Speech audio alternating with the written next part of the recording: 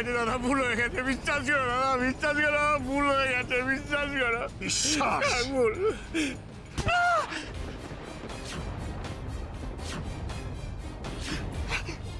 বিশ্বাস? এই কথাটা উচ্চারণ করতে তোর লজ্জা করলো না? হ্যাঁ, তুই তো আমার মায়ের পেটের ভাই, তাই না? মায়ের পেটের ভাই। তাহলে আমার পরিবারের সকলের সঙ্গে তুই কেন এত ধৃষ্টতা করিস? কেন এদের এত ক্ষতি করতে চেয়েছিস? বল বল, কেন কেন তোর শত্রুতা কিসের আমার সঙ্গে? মম, ড্যাড, ক্রিশ, রাধা, তোমরা সবাই কোথায়? কাকুলি, রাধা, কাকুলি, কাকুলি, তুমি এসে গেছো? তুমি কেমন আছো রাধা? এইটা আমার মেয়েটা এসে পড়েছে। এই এই এই, কেমন আছিস মা? আর তোরা কেমন বেড়ালি বল? ওসব কথা পরে হবে।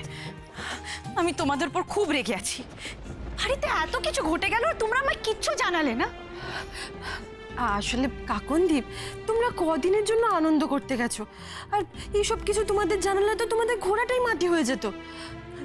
তাছাড়া সবকিছু এমন ঝড়ের মতো ঘটে গেল। রাধা, বাড়ির প্রবলেম বেশি ইম্পর্টেন্ট নাকি আমার ঘোড়াটা? তুমি আর ক্রিশ এত কিছু সামলালে, আমি অ্যাটলিস্ট তোমাদের পাশে থাকতে পারতাম। আমার তো তোমাদের পাশে থাকাটা ইম্পর্টেন্ট ছিল, তা না। তোমরা আমাকে এত পর করে দিলে। না না না কাকুন মা, শোন, আমি তোকে বলি, শোন।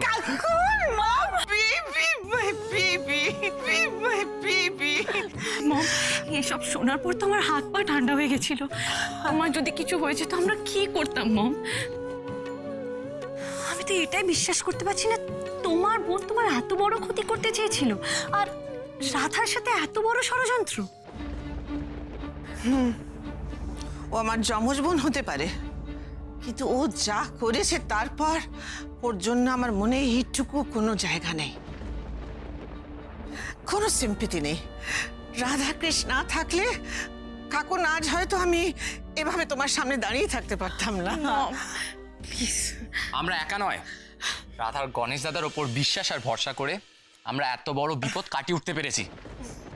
তবে ওই মহিলা একা ছিল না, দিব্য অঙ্কলও সাথে ছিল। হ্যাঁ, শুনেছি।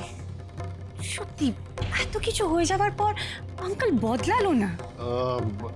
এসব কথা থাক না কাকুন, থাক। দেখ, আমাদের অন্ধকার দিনগুলো তো এখন শেষ হয়ে গেছে। হ্যাঁ, আমরা আমরা এখন আর অতীত নিয়ে ভাববো না, কেমন? পুরনোটাকে ভুলে গিয়ে আমরা শুধু বর্তমানটাকে এনজয় করব, কেমন? আজ থেকে আমরা শুধু ভালো থাকবো, আনন্দ করব সবাই মিলে। আচ্ছা কাকনদীপ, রানাদা আর নিনি কই? ওরা তো এলো না, তুমি তো একাই এলে। নিনির কথা আর বলো না, পুরো পাকা বুড়ি হয়েছে। যেহেতু পুজোর আর কয়েকদিন বাকি, তাই ওকে আজকেই নাকি শপিং করাতে নিয়ে যেতে হবে, না হলে দোকান থেকে সব ভালো ভালো ড্রেস চলে যাবে। রানাকে টানতে টানতে নিয়ে শপিং মলে চলে গেল। এই শোনো না, আমি তোমাদের জন্য অনেক কিছু কিনে এনেছি, আমি তোমাদের দেখাতে। চলো চলো চলো। আচ্ছা আচ্ছা আচ্ছা কাকনদীপ, তোমরা একটু বসো, আমি এক্ষুনি তোমাদের জন্য কফি বানিয়ে আনছি। গ্রেট আইডিয়া, ঠিক আছে। চলো চলো হ্যাঁ। রাধা দি, তুই যখন চলে এসেছিস আর আমরা সবাই এখানেই আছি, আমি তোমাদের সাথে একটা ইম্পর্টেন্ট বিষয় নিয়ে কথা বলতে চাই। কি ইম্পর্টেন্ট বিষয়?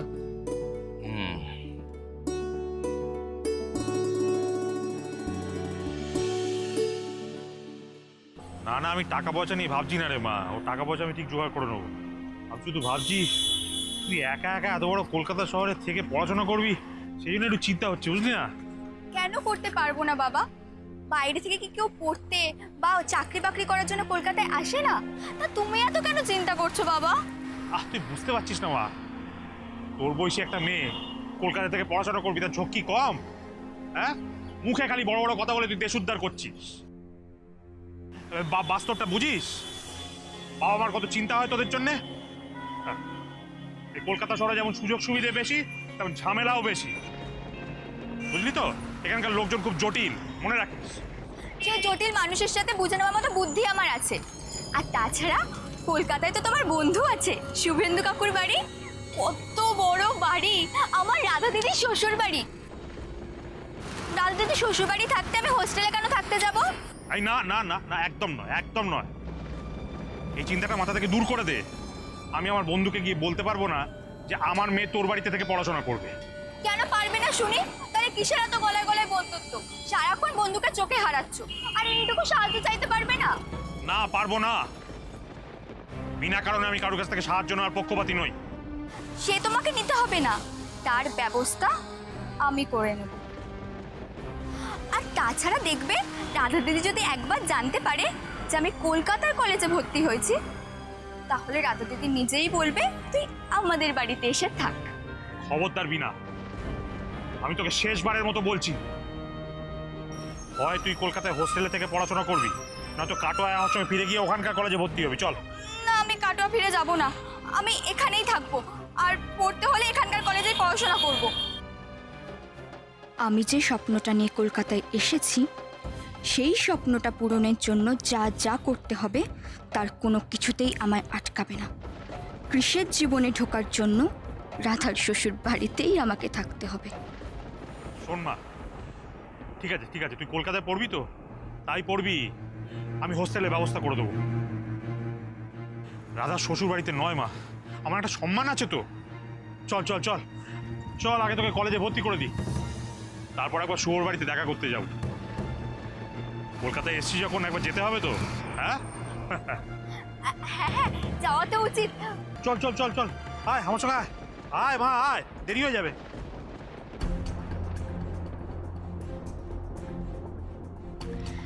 একবার শুধু ও বাড়িতে পা দিই, তারপর পাকাপাকিভাবে ওখানে থাকার ব্যবস্থাটা কি করে করতে হয় সেটা বিনা পানি খুব ভালো করে জানে। রাধার জীবন থেকে কৃষকে আমি কেড়ে নেবই।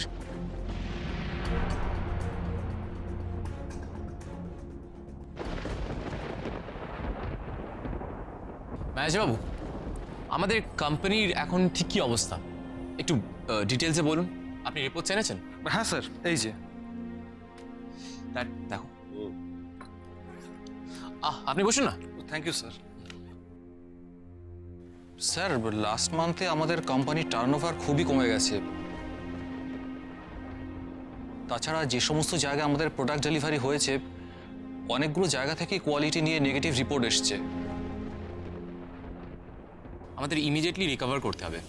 যা লস হয়েছে সেটা মেটাবার জন্য আমরা দুর্গা পূজাটাকে টার্গেট করতে পারি।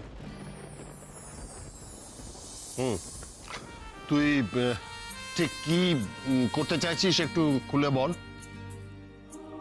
ড্যাড, আমি ভাবছি একটা বড় ফ্যাশন ইভেন্ট প্ল্যান করে পুজো স্পেশাল কিছু নতুন কালেকশন লঞ্চ করব। That's a fantastic idea Krish. সত্যি তো অনেক দিন ধরে মার্কেটে আমাদের কোনো নতুন কালেকশন লঞ্চ হয়নি। আর এসবি গার্মেন্টসের ফ্যাশন ইভেন্ট মানে মিডিয়া আর অন্য ফ্যাশন হাউসের কাছে একটা আলাদা ইম্পর্টেন্স পাবে।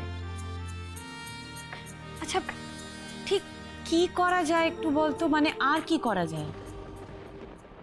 দেখো, কালেকশনসে যত ডিজাইনস আছে সেগুলো রাধা দেখবে।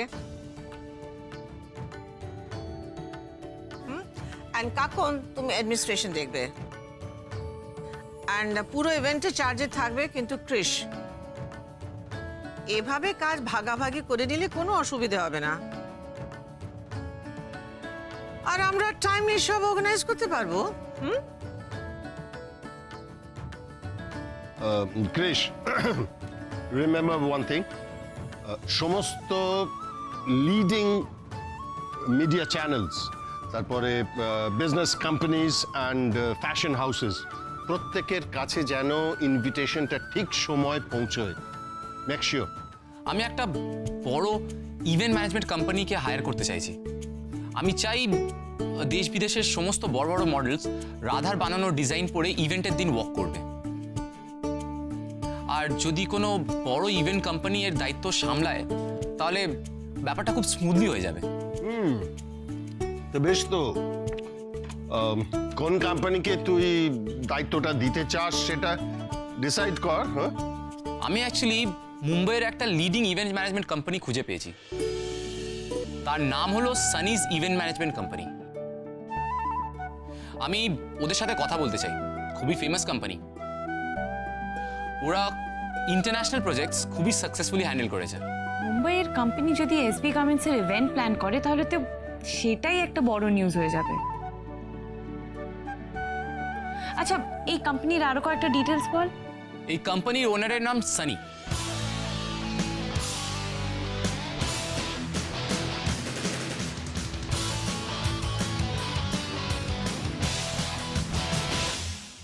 দেশ বিদেশের সব লিডিং ইভেন্টস ওরা হ্যান্ডেল করে, আর এদের ট্র্যাক রেকর্ডও ভীষণ ভালো। ও বাবা, দেশ বিদেশে সানি কাজ করে বেড়ায়? তার মানে ফর করে শুধু হিন্দি আর ইংলিশ বলতে থাকে নিশ্চয়ই। না না, সানি বাই অরিজিন বেঙ্গলি, বাংলাও জানে।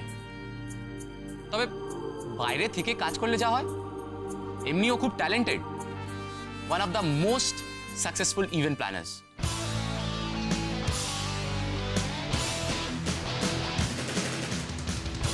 ওর কোম্পানিকে পাওয়া খুবই লাকের ব্যাপার।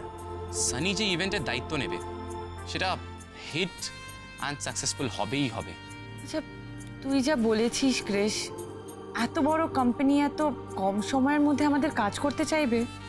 দীপ, সেটা একটু কথা বলে দেখতে হবে। সানির ম্যানেজিং টিমের সাথে আমি কন্ট্যাক্ট করেছি।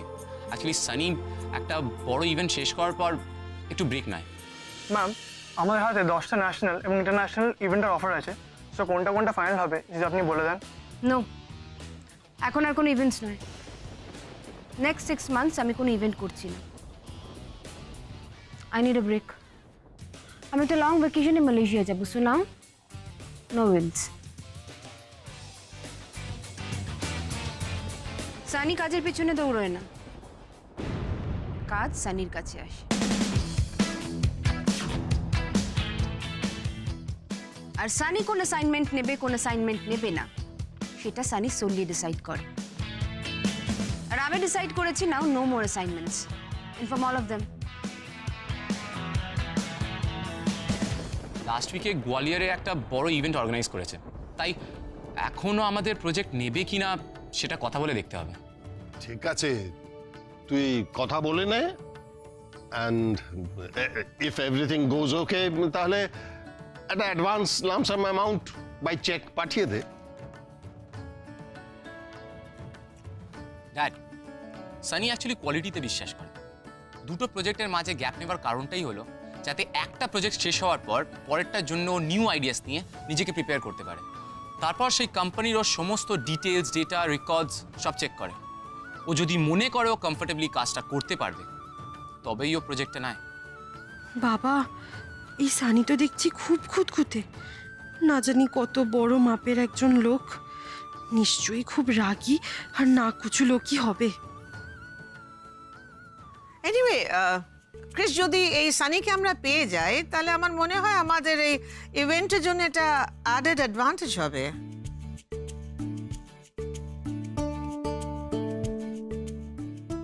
কি খবর কি সব? হ্যাঁ, বাবা, বিনা, তোমরা তোমরা এখানে? এই দুলাল, কি রে তোরা আসবি কই বলিসনি তো? চমকে দিয়েছি তো। হ্যাঁ বাবা, তোমরা তো আমাকেও কিছু জানালে না। না রে মা, ওই যে ফোনে তোর সঙ্গে কথা হলো না, যে তুই বললি যে শুভর একটা অপারেশন হবে বিদেশে, হার্টের অপারেশন, সেটা শুনে একবার দেখা করতে চলে। আচ্ছা, কলকাতাতেই এসেছিলাম তাই। আচ্ছা দুলাল বাবু, সব কথা কি দাঁড়িয়ে দাঁড়িয়ে হবে? বসুন না, একটু চা জল খাবার ব্যবস্থা করছি। না না বৌঠান, আপনি ব্যস্ত হবেন। আমার আজকে হাতে একেবারে সময় নেই। ওই বিনা তো কলকাতার কলেজে পড়বো বলে বায়না করছিল, তাই ওকে কলেজে ভর্তি করতে নিয়ে এসেছিলাম। ও তাই নাকি? আরে বাহ, খুব ভালো কথা, খুব ভালো কথা। তা হ্যাঁ রে, ওই ভর্তির ব্যাপারটা মিটে গেছে তো? হ্যাঁ, সেসব মিটিয়েই তো এলাম। কেমন আছো ক্রিস্তা? ভালো আছি। মা আর লক্ষ্মী কেমন আছে? সবাই ভালো আছে বাবা, সবাই ভালো আছে। আমরা তাহলে এখন আসি। হ্যাঁ হ্যাঁ, কি কি ব্যাপার কি? তুই এত তাড়াহুড়ো করছিস কেন বলতো? হ্যাঁ, আরে একটু তো বসবি, একটু চাটা খা। না রে ভাই, আমাকে এখন বিনাকে একটা হোস্টেলে রেখে তারপর যেতে হবে, বুঝছিস তো? একটা হোস্টেলের ব্যবস্থা করেছি ভালো। তারপর টুকিটাকি কয়েকটা জিনিস কিনতে হবে, এখন আর হাতে সময় নেই। এবার ঝোপ বুঝে কোকটা মারতে হবে। হস্টেল? কেন কেন বিনামা হোস্টেলে থাকবে কেন? না না, এ বাড়ি থাকতে ও হোস্টেলে থাকবে কি করে? হ্যাঁ বাবা, বিনা কেন ওই হোস্টেলে অচেনা অজানা পরিবেশে থাকতে যাবে? এখানে তো আমরা সবাই আছি, আমাদের সাথেই থাকবে, ওর কোনো অসুবিধা হবে না। কি রে বিনা, তুই থাকবি না তোর দিদির সাথে? কি করব রাধা দিদি, বাবা যা বলবে তাই হবে। বাবা যেটা ভালো বুঝবে সেটা করবে। না দুলাল বাবু, এ কেমন কথা? আমরা কলকাতায় থাকতে ও হোস্টেলে কেন থাকবে? আচ্ছা, কেন তো সংকোচ করছেন আপনি বলুন তো? না না বউটা, সংকোচ কেন করবো? এগুলো পড়াশোনা করবে, কলেজ যাবে, টিউশন যাবে, কত রকম ঝামেলা বলুন তো। বিনাকে আমি এখানে রাখার ভরসা পাচ্ছি না। ও তো আমার রাধামার মতো সরল ভালো মানুষ নয়। ওর জন্য এই বাড়িতে কোনো অশান্তি ওকে আমি চাই না। বাবা, ঝামেলা কিসের? বিনা তো নিজের মতো থাকবে, বরং বাড়ির পরিবেশে থাকলে ওর পড়াশোনাটা আরো ভালো হবে। না রে মা, সে মাঝে মাঝে বিনা এখানে এলো বা তুই হোস্টেলে ওর সঙ্গে দেখা করতে গেলি সেটা আলাদা কথা, কিন্তু পাকাপাকিভাবে এখানে আমি ওকে রাখতে চাই না, বুঝলি না? আমি একটা ভালো হোস্টেলের ব্যবস্থা করে এসেছি, খুব ভালো হোস্টেল, মেয়েদের ভালো হোস্টেল, নিরাপদ, খাওয়া দাওয়া ভালো, কোনো অসুবিধা হবে না মা। এই দুলাল, এটা কিন্তু তুই ঠিক করছিস না। আরে আরে বিনা তো এবারই মেয়ের মতো। আচ্ছা, আমার রাধা মা বা কাকুনের থেকে ও কি আলাদা? হ্যাঁ, তাছাড়া দুলাল কাকু আমিও তো আছি, আমিও তো ওকে হেল্প করে দিতে পারি। অচেনা জায়গায় নিজের লোকেদের মধ্যে থাকলে ওর মনটা ভালো থাকবে। আফটার অল বাড়ি ছেড়ে থাকবে তো। কাকুন মা, আমার বিনা একটু একা থাকতেই ভালোবাসে, তাছাড়া বাইরের পরিবেশের সঙ্গে মানিয়ে নিতে হবে তো। ও তো বড় হচ্ছে নাকি? শুভ, এই যে কালকে তুই বিদেশে যাচ্ছিস অপারেশন করাতে, তুই কিন্তু চিন্তা করবি না, হ্যাঁ, ভয় পাবি না একদম। ওখানকার ডাক্তাররা তো শুনেছি খুব ভালো, তো খুব ভালো অপারেশন হবে, তুই তুই সুস্থ হয়ে উঠবি। হ্যাঁ, তাড়াতাড়ি ফিরে এসে আমাকে ফোন করিস কি? হ্যাঁ হ্যাঁ হ্যাঁ, চল মা, চল চল। রাধা দিদি, যাই রে, আসছি।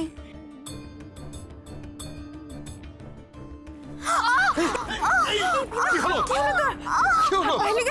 বেচারা রাধা মা, ওকে ওকে সোফায় নিয়ে গিয়ে বসা। কাকুর মা ধরতে দেয়। বাবা, আমি জল আনছি। এই বরফ নিয়ে এসো, ওর ব্যথাটা কমাবে। বড় ফান। ও তো আরে বেচারা। আমার প্রচন্ড পায়ে ব্যথা করছে। বারণ করেছিলাম যে হিল জুতো পরিস না, পই পই করে বারণ করেছিলাম, কথা তো শুনবি না। এবার কি বাদালি বল দেখি? ওকে তো বকবেন না, ব্যথা পেয়েছে মেয়েটা, আচমকা পাটা মুচকে গেছে। আমি কি ডক্টরকে ফোন করব? ও মা গো, কি জোরে পায়ে ব্যথা করছে, কি জোরে মুচকে গেল। তাড়াতাড়ি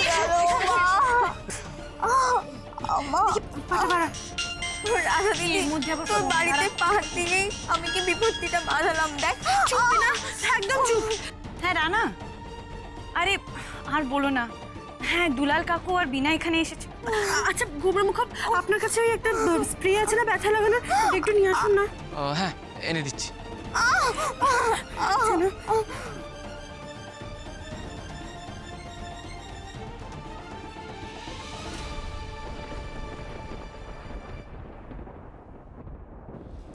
কেমন বুদ্ধি করলাম কৃষ। আর এদিকে দেখো, তোমার মাথা মোটা বউ, সে আমার পদসেবা করছে। এই তো সবে শুরু। রাধাকে আমার রাস্তা থেকে হাঁটিয়ে আমি এ বাড়িতে তোমার মনে জায়গা করে নেব কৃষ।